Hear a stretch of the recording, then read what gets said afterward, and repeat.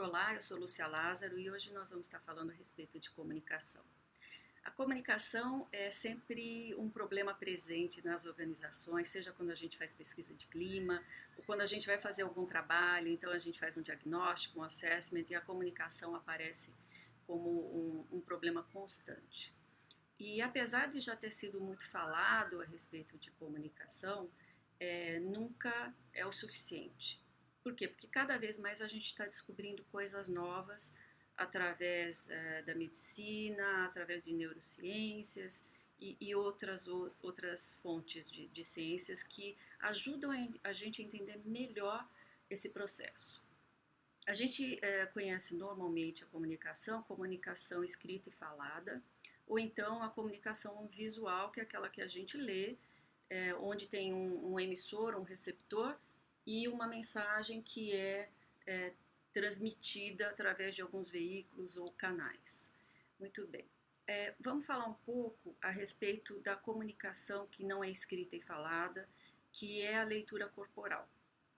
A leitura corporal, ela dá para a gente alguns sinais a respeito do que aquela pessoa está transmitindo quando ela recebe uma mensagem.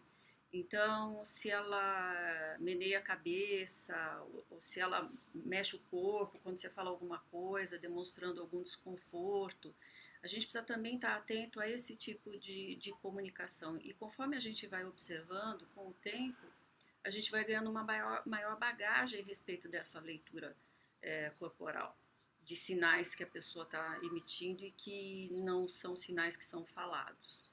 Agora, eu queria explicar para vocês que os últimos experimentos, eles têm mostrado que existem 4 níveis de comunicação. O nível 1 é o nível que a gente utiliza pelo menos 90% do tempo, que é quando a pessoa fala alguma coisa e o receptor, ele capta aquela mensagem e ele fica tentando fazer um julgamento daquilo que está sendo falado. Por quê? Porque ele parte de uma base de conhecimento dele.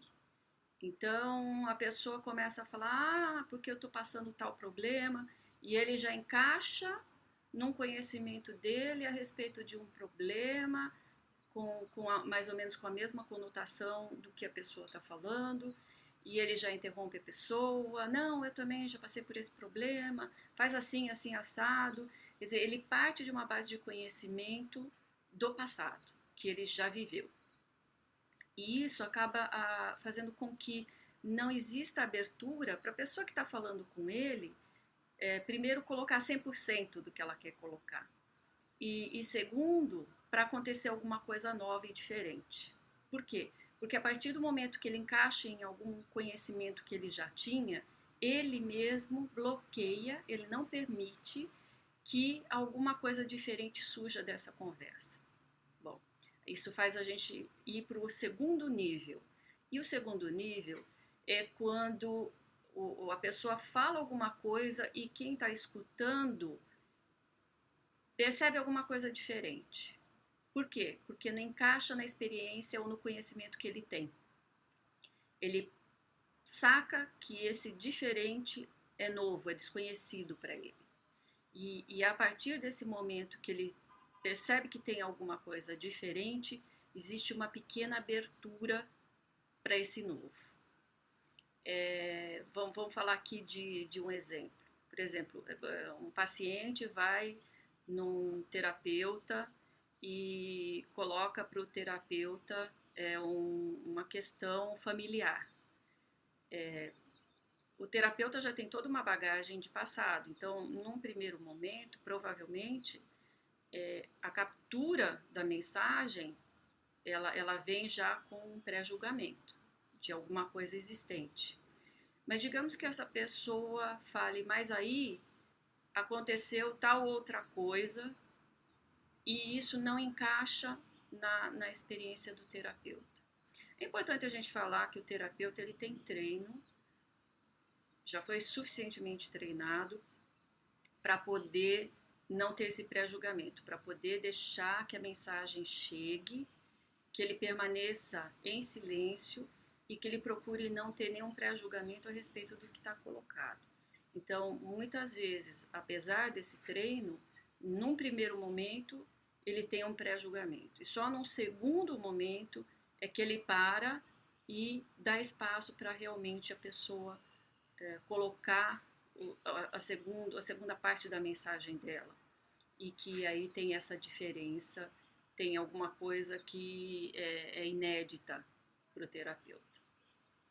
O terceiro nível, ele já é um nível mais profundo e ele tem a ver com uma comunicação onde a pessoa que está escutando é levada para o lugar da pessoa que está falando. Ou seja, ocorre uma forte empatia. Ela se coloca no lugar daquela pessoa e provavelmente capta qual é o sentimento, qual é a emoção, o que essa pessoa está sentindo a respeito daquilo que ela acabou de colocar para o ouvinte. Então, existe um espaço maior que se abre e o nível de comunicação é mais profundo. Por quê? Porque existe um entendimento. E a partir desse momento que existe um entendimento e que a pessoa que está escutando se coloca no lugar da outra pessoa, há a possibilidade de um verdadeiro diálogo.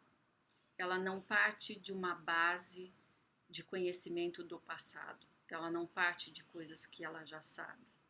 Ela está deixando alguma coisa nova entrar, ela recebe essa coisa nova e ela deixa essa coisa nova permear ela, né? Ela internaliza essa coisa nova. E isso cria um espaço onde a interação é mais verdadeira, porque ela não está tentando encaixar em nada o que ela está recebendo. Ela está aberta e está deixando a pessoa se colocar. Então, esse é um nível de comunicação muito desejado hoje em dia, porque as pessoas sentem, elas percebem quando elas estão falando e a outra pessoa não está dando espaço, a outra pessoa está tentando encaixar ou fazendo algum julgamento de coisas que já existiram na vida dela, né?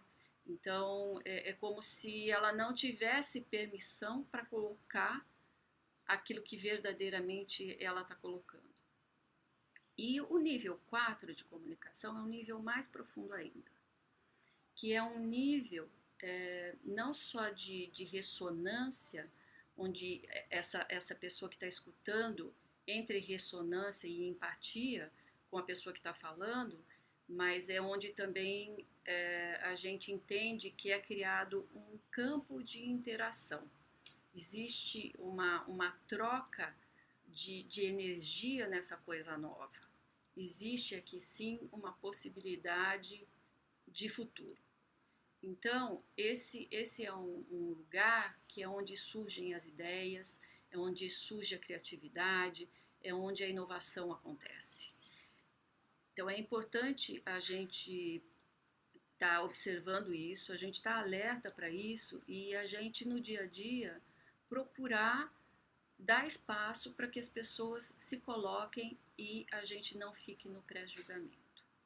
Numa outra oportunidade eu vou explicar para vocês por que no nível 1 a gente fica 90% do tempo e a gente fica com o tempo todo no julgamento. Mas aí tem a ver com a forma como a nossa mente funciona. Obrigada, sucesso e até a próxima.